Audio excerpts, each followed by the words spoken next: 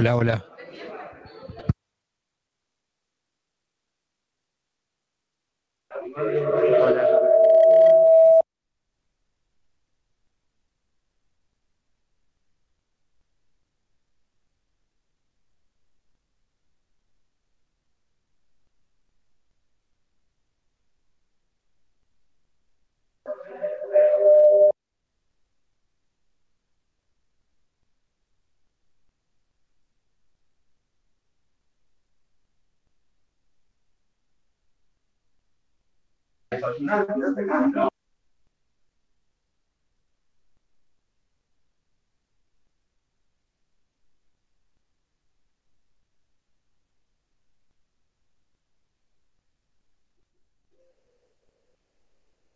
Pongo y me hace.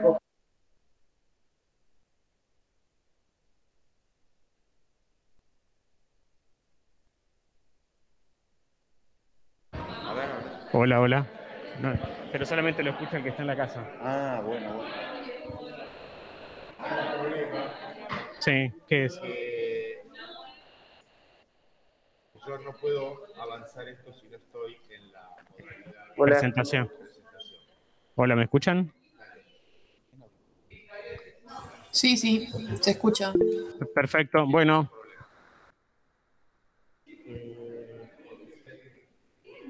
hay que salir de la presentación.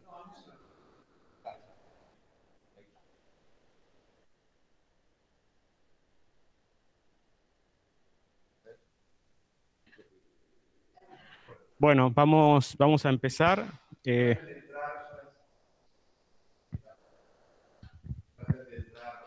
Antes de 15 para poder empezar el 15. ¿De acuerdo?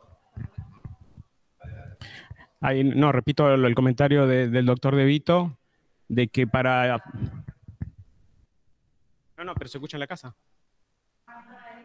No es para ustedes. Lo que le comentaba era que para facilitar el inicio de la charla y que no existan interrupciones para admitir a aquellos que estén ingresando a la dirección, al modo virtual, tratar de que lo empiecen a hacer temprano, cosa que 8:15 ya la sala la podamos cerrar y no tengamos que entrar y salir de la presentación, que eso por ahí dispersa y enlentece, ¿no? Bueno, vamos a empezar. Bien, la charla de hoy es una charla que tiene alguna parte o un concepto inicial que es introductorio, con lo cual hay partes que van a estar o vamos a comentar cuestiones básicas o de fisiología, pero hacen al contexto y al modo de iniciar la cursada de nefrología, ¿no? Por eso la charla se trata de marcadores de daño renal. Nosotros cuando nos encontramos con un paciente con sospecha de enfermedad renal tenemos que saber cuál sería la definición, qué tenemos que tener en la mano para considerar que el paciente pueda tener patología renal crónica. El término de cronicidad se toma considerando que una lesión que se mantiene persistente durante más de 3 meses tiene menos probabilidades de revertir. Por lo tanto, ya la definición tiene un concepto cronológico que está dado por un valor de corte que son los 3 meses. Y además de la definición o además del concepto temporal, pensamos que necesitamos tener dos variables adicionales. Tal vez la más conocida sea la presencia de un filtrado glomerular disminuido. Todo paciente que tenga un filtrado menor de 60, independientemente de que pudiese o no tener lo que figura en la diapositiva como marcador de daño, se lo considera, si tiene esta lesión o esta disminución del filtrado por más de 3 meses, que tiene enfermedad renal crónica. Pero puede darse una situación diferente, que el paciente tenga enfermedad renal crónica sin que tuviese un nivel de filtrado glomerular menor de 60. Para que eso ocurriese, debe tener por lo menos algunos de los marcadores de daño que figuran en la diapositiva, de los cuales el más relevante es el primero de ellos, que es la presencia de albuminuria elevada. Digo que es el más relevante porque, como después vamos a ver, es uno de los marcadores predictivos, pronósticos más fuertes y por lo tanto nosotros con ese dato ya podemos tener una idea de cuál va a ser o cuál es el riesgo de progresión de la enfermedad renal crónica. Pero no es el único. el paciente puede también tener alteraciones del sedimento urinario en la medida en que esas alteraciones expresen enfermedad glomerular y no enfermedad urológica. O pudiese tener alteraciones que estén expresando daño tubular, como puede ser alteraciones electrolíticas vinculadas a tubulopatía o alteraciones del estado ácido-base vinculados a tubulopatía o a enfermedad intersticial. Desde el punto de vista de imagen, el criterio de imagen también es válido como concepto de enfermedad renal crónica. Un paciente que tenga, les doy un ejemplo, poliquistosis renal, aunque no tuviese compromiso de la función renal y aunque no tuviese albuminuria, el solo hecho de tener quistes renales lo convierte en un paciente con enfermedad renal crónica con X pronóstico dependiendo de que tengan otros factores de riesgo. Cuando vamos a clasificación de enfermedad renal, porque lo anterior hacía alusión... Doctor, no está pasando la diapositiva, ¿eh? No sé si usted la está pasando. Pasó de manera espontánea, porque debe tener un tiempo en el cual automáticamente, si me excedo, me imagino, no sé el tiempo, capaz que sea un minuto. Claro, nosotros estamos viendo solamente la primera diapositiva nosotros, todavía. Ah, no pasó, perdóname. No pasa nada. Dale, te entendí mal, dale. La segunda tiene como título clasificación de la ERC. ¿La están viendo ustedes? No se ve ninguna diapositiva. Ah. Se verá mala el título de la presentación, la de marcador de daño renal. Ah, bueno. A ver, veamos si lo resolvemos.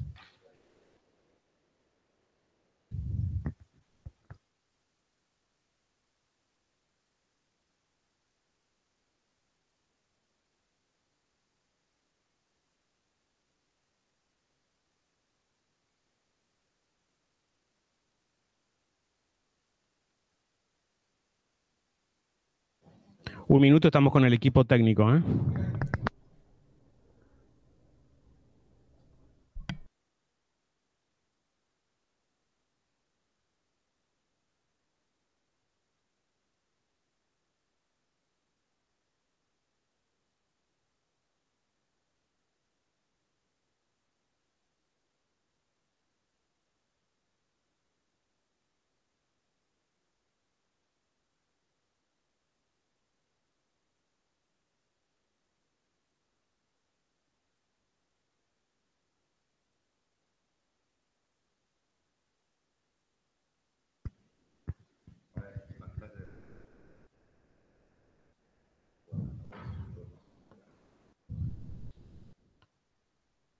¿Es como decías vos? A ver ahora. Ahí está, sí, doctor. Sí. Pero no estamos igual. Ah, dale. La siguiente, Eduardo. Gracias. Bueno, retomamos. Decíamos que el comentario anterior hacía alusión a cómo definimos y la diapositiva actual, que es clasificación, es cómo la clasificamos. Y fíjense que en la clasificación vamos a tener dos variables, que es el filtrado glomerular, que figura en la diapositiva como la tercera columna, y en segundo término, lo que aparece como términos relacionados, que serían los marcadores de daño. Con lo cual, cuando hablamos de clasificación, de alguna manera se nos simplifica el concepto de enfermedad renal crónica porque solamente toma dos cosas. El nivel de filtrado, que puede ser normal, no necesariamente tenga que ser bajo. Acuérdense que decíamos que el paciente puede tener enfermedad renal crónica con filtrado mayor de 60 si tiene un marcador de daño de manera concomitante. Y por eso tenemos pacientes que si tienen proteinuria, como ser albuminuria / proteinuria, es más específico albuminuria de enfermedad renal que proteinuria porque consideren que algunas proteínas en orina no corresponden a albúmina y por lo tanto no necesariamente están traduciendo el daño. En términos generales se habla de proteinuria como sinónimo de albuminuria porque desde el punto de vista bioquímico es mucho más sencillo tener un test rápido de proteinuria que tener un test un poco más fino o más específico de albuminuria. Tómenlo. De hecho, en la charla seguramente yo lo utilicé como sinónimos, aunque estrictamente el término proteinuria es mucho más abarcativo.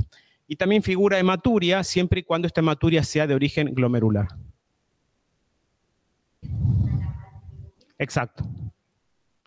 Bien, ¿por qué presento esta diapositiva? Porque es frecuente que uno confunda y cuando se le preguntan clasificación de enfermedad renal crónica, solamente tengan en cuenta nivel de filtrado. Y ahí van a caer en un error porque van a perder la posibilidad de diagnosticar la enfermedad en etapas más tempranas, donde es probable que pudiera uno modificar el curso de la enfermedad si tiene una conducta activa.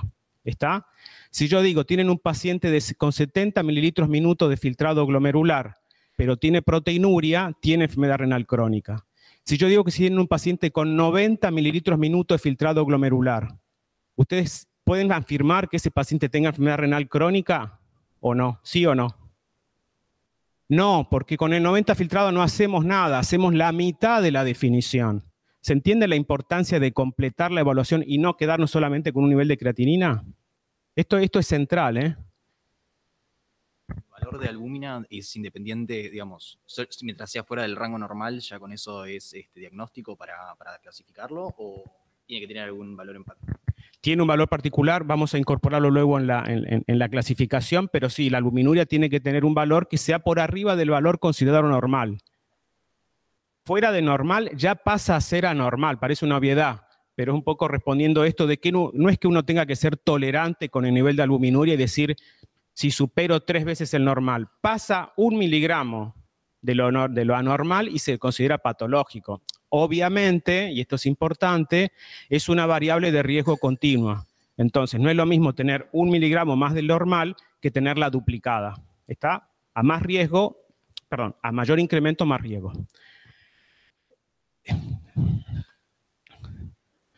Vamos a algo más básico. En la clasificación, fíjense que figuraba creatinina solamente, perdón, filtrado glomerular solamente.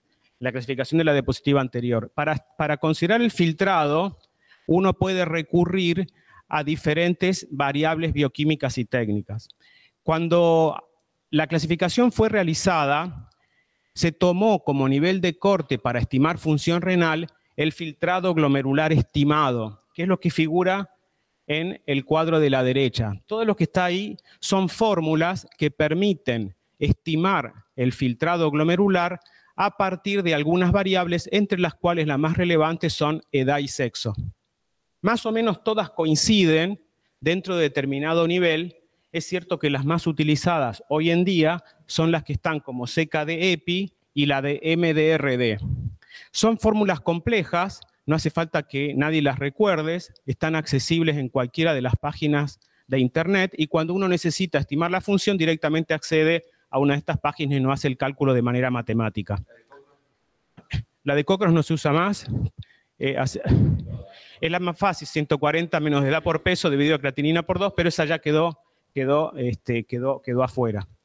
Sin embargo, si dejamos de lado el filtrado estimado, que es mucho más sensible y específico, pensemos que también para estimar el filtrado necesitamos datos de laboratorio y decíamos que de todos ellos la creatinina es el más sensible y específico. ¿Por qué menciono esto? Porque muchas veces también se confunde la determinación de urea y se la considera como variable adecuada para medir función y la urea no es la mejor molécula porque la urea es mucho menos específica de enfermedad renal y por lo tanto puede surgir que subestime o sobreestime. Además no existen fórmulas basadas en la urea. Por lo tanto, la respuesta cuando uno pregunta cómo evalúan la función renal de un paciente, la respuesta correcta es mido creatinina, pero como la creatinina sola tampoco es muy sensible, necesito obligatoriamente estimar su función a partir de algunas de las fórmulas que recién comenté. ¿Está claro esto? Bien.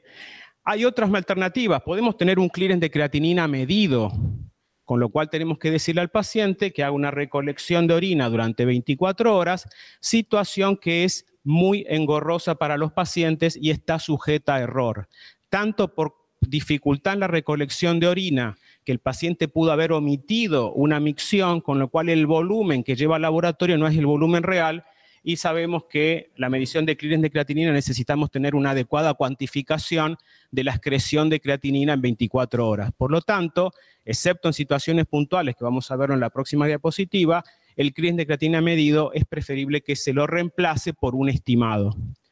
Hay otras opciones que van a encontrarlas en la literatura, que es hacer una combinación del clearance de creatinina que habitualmente sobreestima la función renal porque en etapa avanzada de la insuficiencia renal existe una secreción tubular de creatinina compensatoria y esto hace de que por la fórmula pareciera que la función está un poco más de lo normal.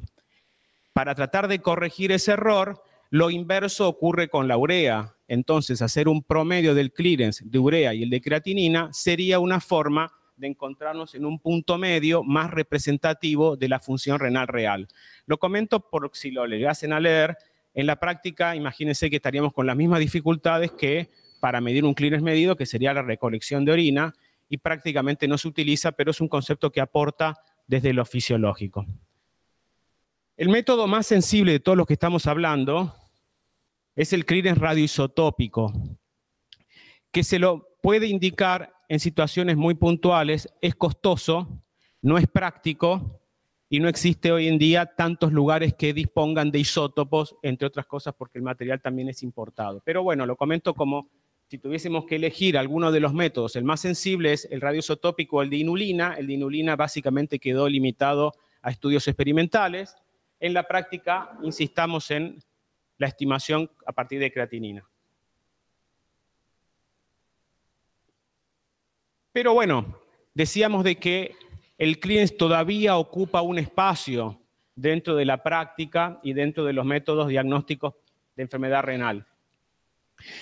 Pensemos que la creatinina también es un marcador de masa muscular. Por lo tanto, la creatinina puede ser mayor de valor normal en pacientes o en personas que tengan mucha masa muscular. Un atleta de alta competición, un físico-culturista, un jugador de rugby o de básquet que tienen alta superficie de músculo, seguramente tengan una creatinina más alta de valor de corte del laboratorio, que suele estar cerca de 0,8 a 1,2 miligramos por ciento. Si nosotros miramos la creatinina de ese atleta y llegase a tener 1,4 miligramos por ciento, erróneamente podemos interpretar que el atleta tenga enfermedad renal crónica porque no hemos hecho la estimación. ¿Está? Entonces, pensemos que la creatinina, al depender de masa muscular, necesitaríamos en algún contexto poder hacer una medición del clearance porque pacientes con mucha masa o pacientes con poca masa van a tener errores en la estimación. La estimación es válida para pacientes medios, que fue la población en la cual se estudió y se analizó la fórmula. Por lo tanto, toda población que no haya estado incluida en el estudio que permitió optimizar la fórmula, no podríamos aplicarla. Por ejemplo, ¿cuáles son esas poblaciones? Pacientes amputados, imaginen el volumen muscular que no lo tienen, pacientes de muy bajo peso, que podría ser población pediátrica, para la cual las fórmulas que yo comenté no serían aplicables, o pacientes añosos que por una cuestión de envejecimiento tienen reducida su masa muscular.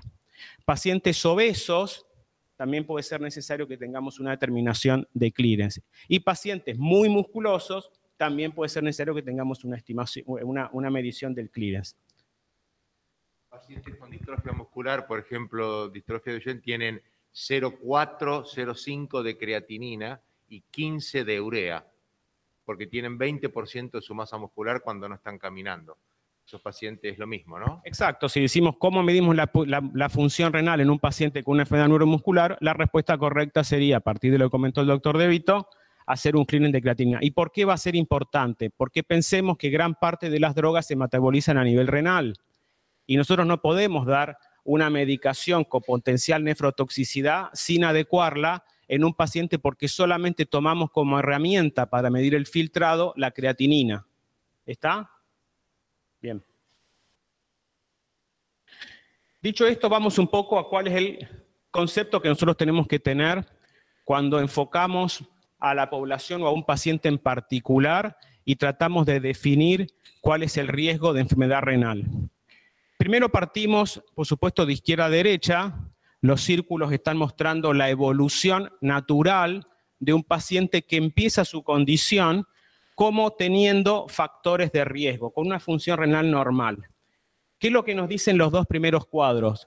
Uno normal y otro con riesgo incrementado. Que nosotros tenemos que identificar cuáles son los factores de riesgo de enfermedad renal crónica para que en esa población de riesgo hagamos el screening de enfermedad renal de manera oportuna y de esta manera podamos trabajar en ese factor de riesgo o en otra comorbilidad para evitar el curso que pueda tener la enfermedad si uno la deja librada a su evolución natural, que es lo que está mostrando la diapositiva.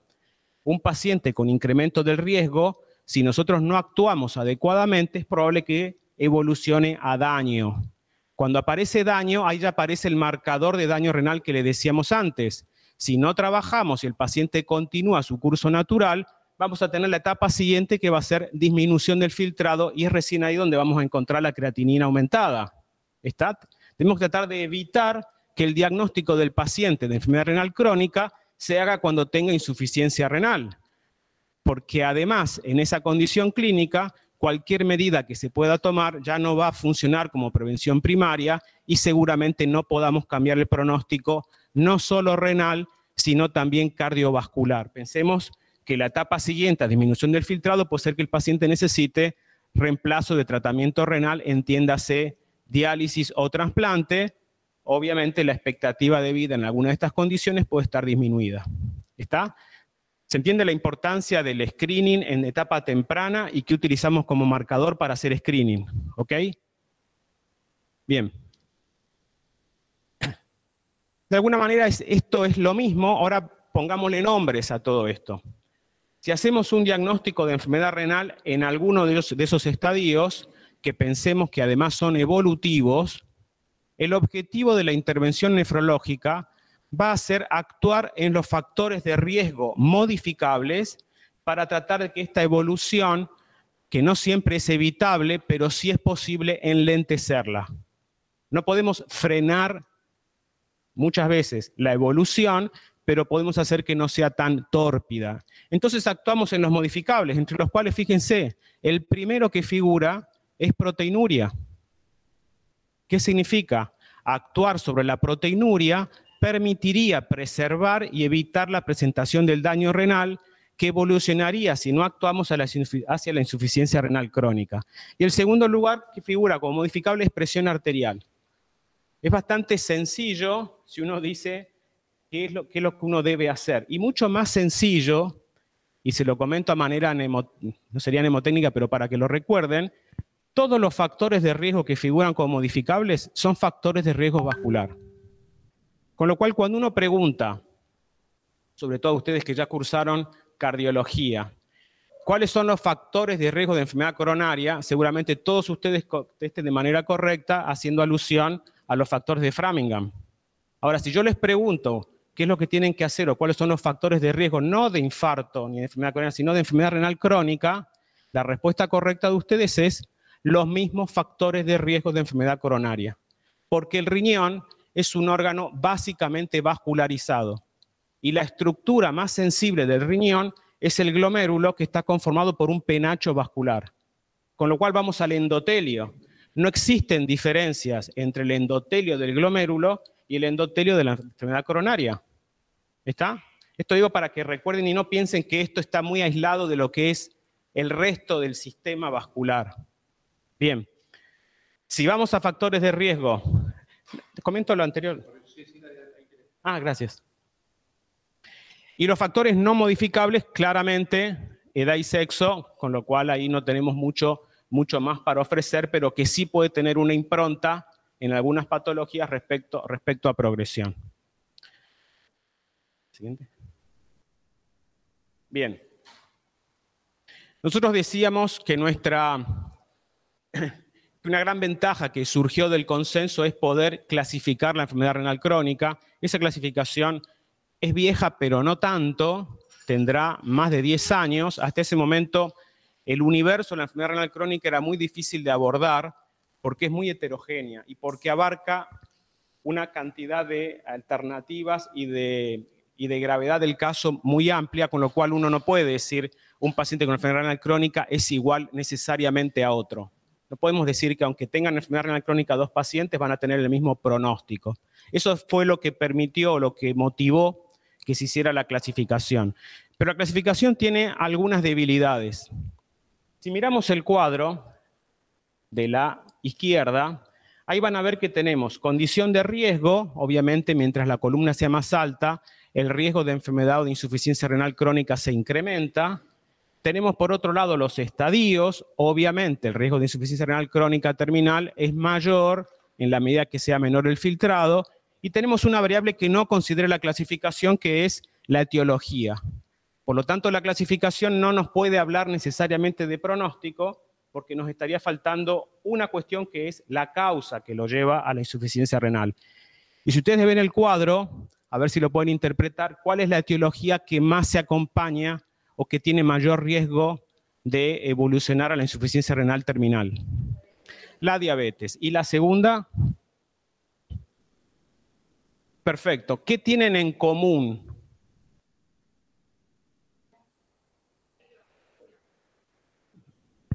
Tibio, digamos. La proteinuria.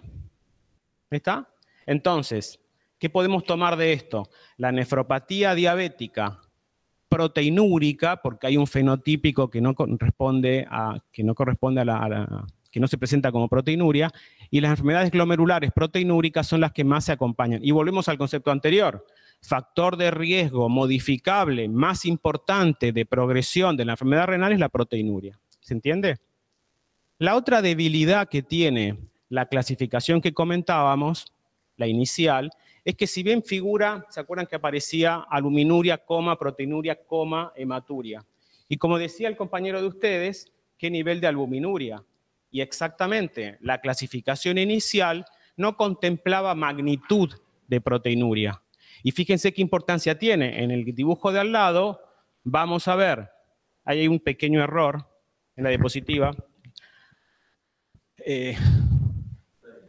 Claro, esto es menos de 30, ¿no? Menos de 30, los tres grupos de aluminuria, lo que les quiero comentar, son menos de 30 miligramo-gramo, de 30 a 300 y mayor de 300. Por lo tanto, no va a ser lo mismo saber que tiene albuminuria no cuantificada que tratar de ver en qué rango de albuminuria está el paciente, porque eso va a condicionar el pronóstico. Claramente, cuando decíamos que es un factor de riesgo lineal, fíjense que el que tiene más riesgo es el que tiene mayor albuminuria.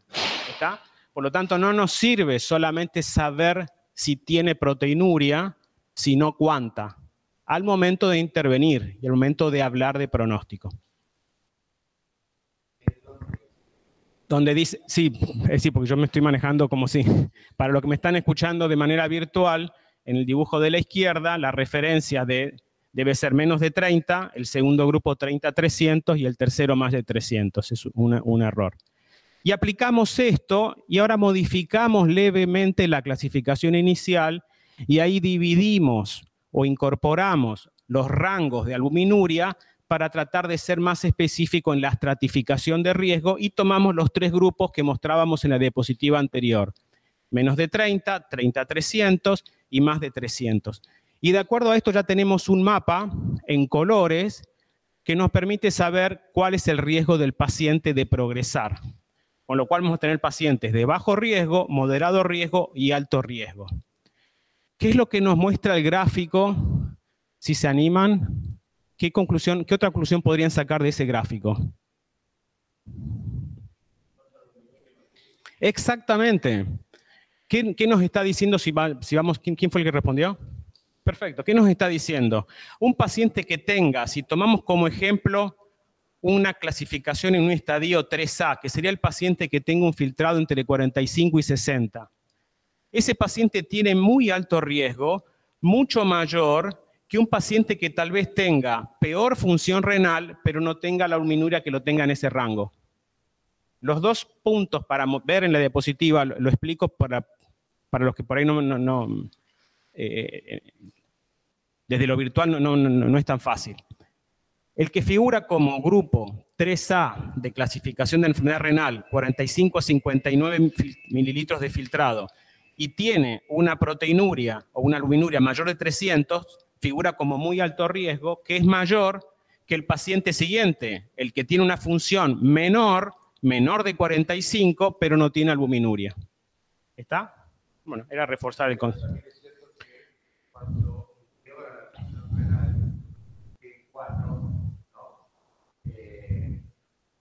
Alto riesgo, aunque no tenga tanta proteinuria. Exacto. Una pregunta, doctor. Entonces, el marcador de más de riesgo es la proteinuria, no tanto el filtrado glomerular. Entonces, Es una combinación de las dos. Claro, para entender el gráfico, pensá que es tan válido una como otra. Por ejemplo, si nos limitamos a esto, el paciente que tenga un filtrado menor de 30, independientemente de la presencia de albuminuria, todos se encuentran en condición de alto riesgo. Ahora, acá no está, si somos más estrictos, más finos, habría que poner muy, muy alto riesgo, si se quiere, o hiperriesgo. Estoy inventando, ojo, no lo tomen esto como aquel que realmente tenga menos de 30, pero que tenga mayor albuminuria, que eso también es real. No es que no me interese, a mí siempre me interesa la albuminuria. Y les explico por qué. Porque uno puede trabajar sobre la albuminuria para reducirla y sin embargo no puede actuar sobre la creatinina para reducirla. Yo me conformaría con que el paciente del grupo A3 lo pueda pasar al grupo A1 en cualquiera de los estadios de la enfermedad renal crónica. Por lo tanto, hoy tenemos otro concepto. La albuminuria o la reducción de albuminuria debe ser un objetivo terapéutico. La pregunta siguiente es ¿cómo? Que es lo que vamos a tratar de aclarar después. Los esfuerzos son más infructuosos si intentás bajar la albuminuria al grupo G4, G5, porque igual con baja albuminuria va a tener muy alto riesgo.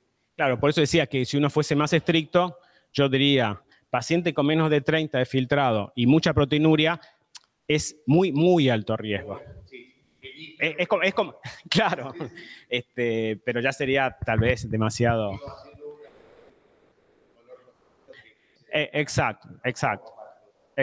Exactamente. En los casos particulares que decíamos de los pacientes que pueden tener alteración de la excreción de creatinina o en los pacientes pediátricos y más, ¿cómo corregimos el valor? ¿Qué esperaríamos? La fórmula. A ver si te entendí. En poblaciones en las cuales la creatinina puede hacer expresión de daño muscular, ¿esa? ¿O de para arriba o para abajo? No, es clearance. Haces clearance medido. Sí, reemplazás tu herramienta y no la estimás. ¿Es esa la respuesta? ¿La pregunta? Bueno, dale.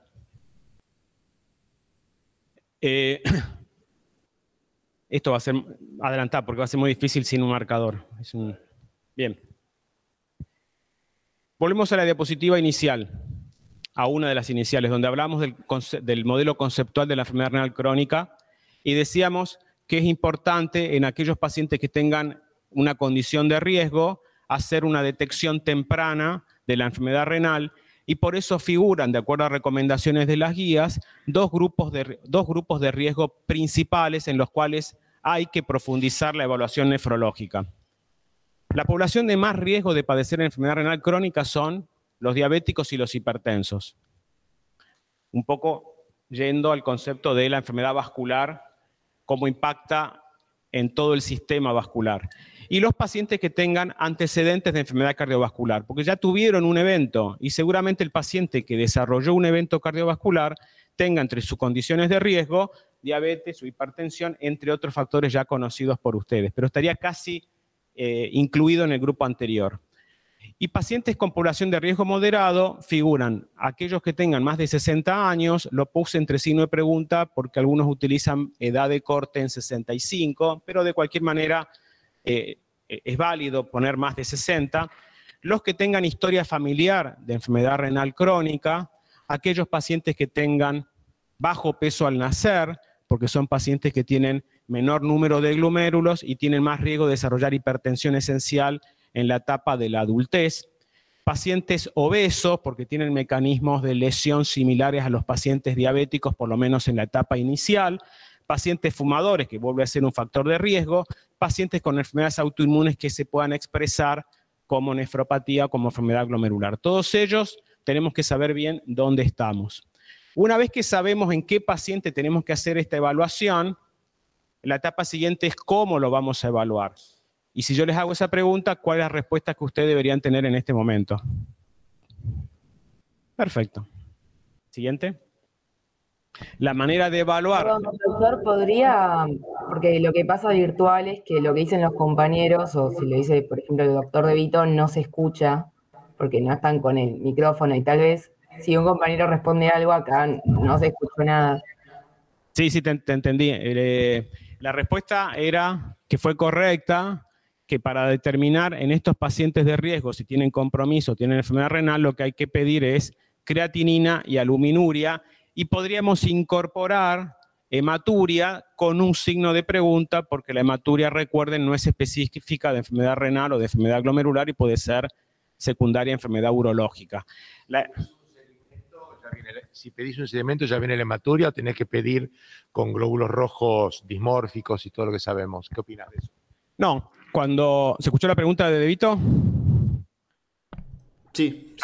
Cuando uno va a evaluar hematuria, la está incluyendo en el análisis de rutina. Ustedes recuerden que cuando uno evalúa un paciente, muchas veces tiene como un combo que lo aplica a la totalidad y después amplía el laboratorio según la pesquisa que esté haciendo, y en el laboratorio de inicio está incluido orina completa con sedimento de orina.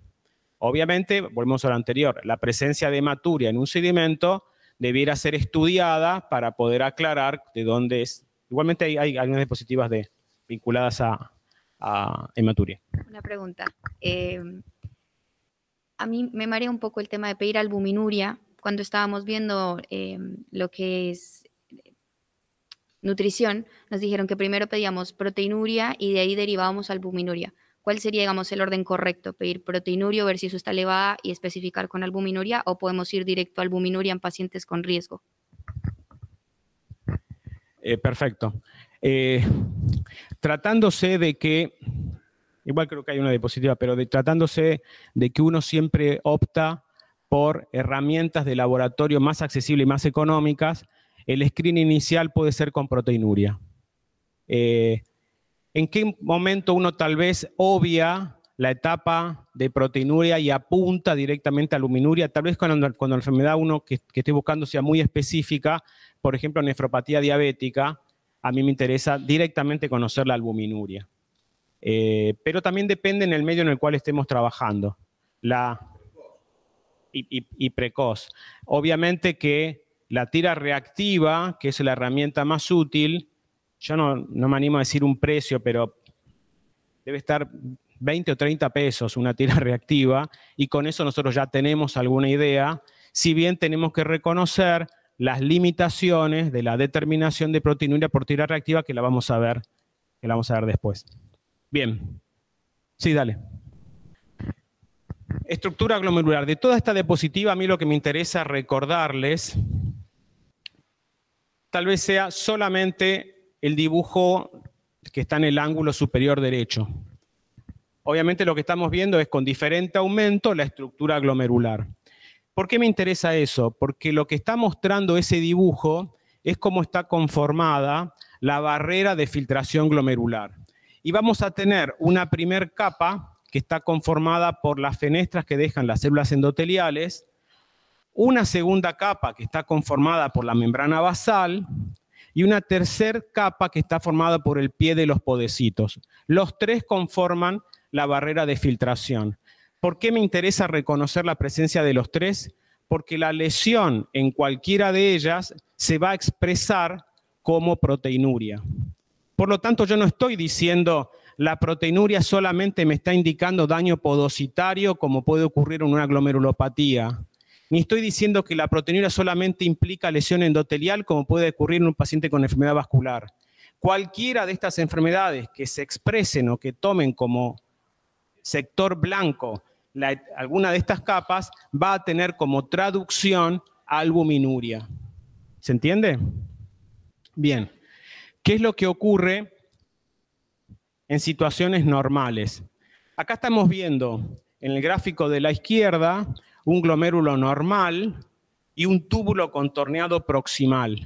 Y estamos viendo en negro la barrera de filtración y diferentes proteínas con diferentes pesos moleculares para ver cuál es su comportamiento en condiciones fisiológicas. Y vamos a ver proteínas de alto peso molecular, que es el rectángulo gris o blanco, depende de cómo lo puedan ver, que no puede atravesar la barrera de filtración. Por lo tanto, no vamos a encontrarla en condiciones normales en la orina. Después vamos a ver la albúmina, que estaría en una situación intermedia, y después las proteínas de bajo peso molecular, que sí pueden en condiciones normales atravesar la barrera de filtración, pero estas proteínas son absorbidas a nivel del túbulo contorneado proximal por un mecanismo de endocitosis. Por lo tanto, el mecanismo fisiológico de endocitosis de proteínas a nivel del túbulo contorneado proximal es un mecanismo ahorrador de proteínas y ahorrador de aminoácidos. ¿Qué significa eso? De que gracias a este mecanismo de economizar aminoácidos, en la orina nosotros vamos a ver muy poca cantidad de proteinuria. ¿Está? Bien. ¿Qué pasa cuando tenemos lesión en alguna de las capas de la barrera de filtración, como ocurre en el paciente patológico? Ahí ya vamos a encontrar en orina proteínas de diferente peso molecular de acuerdo a la magnitud o a la severidad de la lesión. Por eso la presencia de proteinuria en concentraciones patológicas nos está indicando la barrera de filtración está rota, yo no sé dónde, y el túbulo está saturado porque su capacidad de endocitosis es limitada. ¿Está? Vamos a lo normal. Proteinuria normal, menos de 150 miligramos por día. Proteínas, cualquiera fuese la proteína de la cual estamos hablando. Si discriminamos cuáles son esas proteínas, más allá de que se hacen la cuenta, seguramente no les cierre, porque tomemos en cuenta que son rangos, la albúmina es menos de 15 miligramos día. ¿Está? En el gráfico anterior de la clasificación, acuérdense que tomábamos como menos de 30, porque es un rango que no está muy claramente definido. El concepto más claro es, mientras más bajo es mejor. Por lo que decíamos, todo aumento es riesgo. Mientras más bajo es mejor. Acá vos estás usando miligramos día, quiere decir que la colección de orina es de 24 horas. ¿Por qué le querés a esta y no le querés a la creatinina, al clearance de creatinina?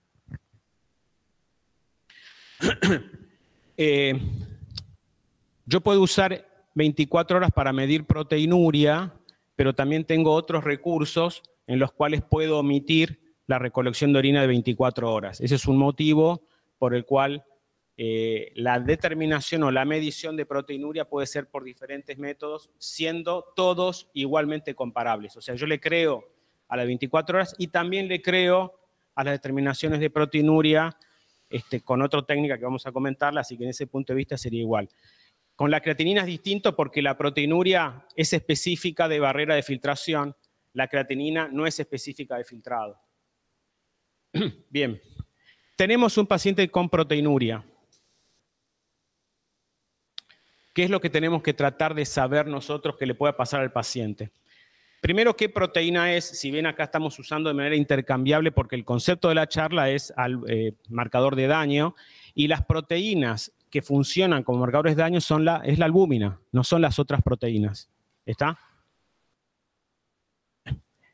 O sea, si el paciente tiene proteinuria, a mí me interesa saber cuál es la proteinuria que tiene, porque nos va a permitir no solo tener idea de la patología que la está generando, sino también hablar de pronóstico. Tengo que saber cuánta, porque también nos va a ayudar a discriminar, de acuerdo a la magnitud de la proteinuria, si el paciente tiene mayor o menor riesgo, o si el paciente tiene, por ejemplo, un síndrome nefrótico.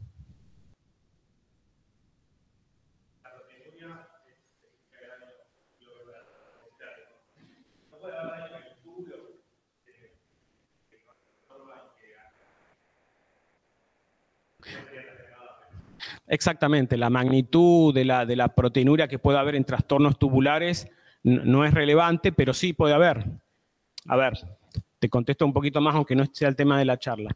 Si tomamos patología glomerular es más sencillo, o patología vascular endotelial es más sencillo. Yo lo que había dicho era que la proteinuria no es la albuminuria no es específica de podocito, ojo, porque puede estar las tres capas lesionadas. Ahora, en un paciente con nefropatía túbulo-intersticial, en el cual el glomérulo es normal, puede haber proteinuria que no sea significativa porque el túbulo no la absorbe porque está deteriorado. Así que ahí complemento, y gracias por la pregunta. Sí, ya cierro. Sí, termino esto. Y la siguiente, y después yo continúo en la... Bien, decíamos qué tipo de proteinuria... No, ya sigo. ¿Qué tipos de proteinuria tenemos que evaluar nosotros?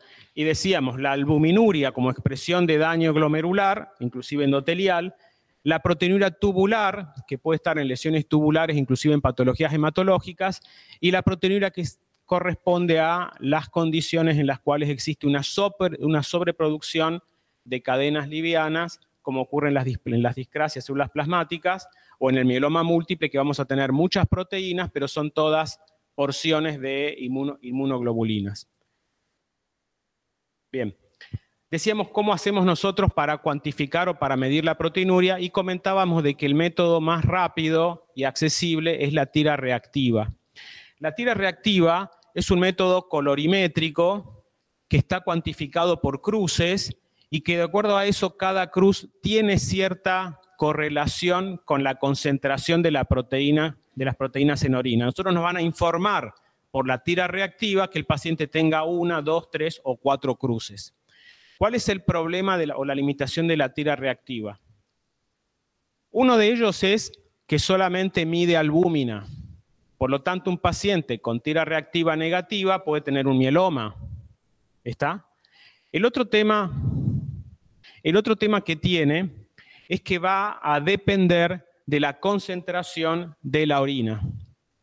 ¿Qué significa? Un paciente deshidratado va a tener más cruces de proteinuria solamente por una cuestión de dilución.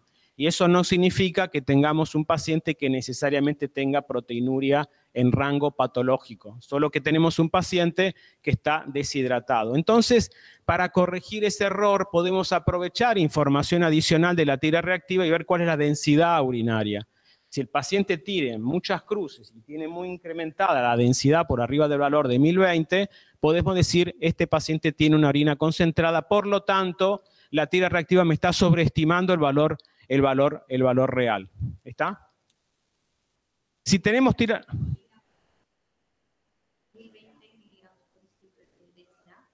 No, la densidad no se mide en miligramos. ¿En qué se mide la densidad? Me mataste la unidad, pero... ¿Eh? No, eso no es osmolaridad. Te debo la densidad, pero no es miligramos por ciento. No sé si... ¿Eh? Densidad no. La pregunta para los que no están escuchando es cómo se mide la densidad y la respuesta quedó pendiente. Bien. Sí, es la última la que viene y la parto. Bien. ¿Qué otros métodos tenemos para medir albúmina? Decíamos la tira reactiva, no cuantifica, no discrimina, es exclusiva de albúmina y está sujeta al error de la concentración. Entonces tenemos que caer en alguno de estos recursos que es orina de 24 horas, que si bien es el método gold estándar, implica lo mismo que charlamos con respecto al filtrado, que tiene que recolectar la orina y eso es complicado. Y vamos al último, que es la muestra de orina aislada, con lo que se llama UACR, que significa relación albuminuria, creatininuria en orina. Con lo cual, al tener en el denominador creatininuria, yo estoy corrigiendo el error que pudiese dar las alteraciones en la concentración de la orina por dilución o por mucha concentración. Y este método de microalbuminuria a partir de una muestra de orina aislada es en la práctica lo que ha reemplazado la recolección de orina de 24 horas. La charla la vamos a terminar acá, así la gente que está activa puede continuar con el práctico. El resto yo lo incorporo en la próxima charla mía de diabetes, que está relacionado a esto, así que no es un tema que va a resultar, tiene cierta correlación, digamos. La cantidad urinaria es gramos por mililitro. Bueno, gracias a todos y nos vemos en el próximo. Gracias.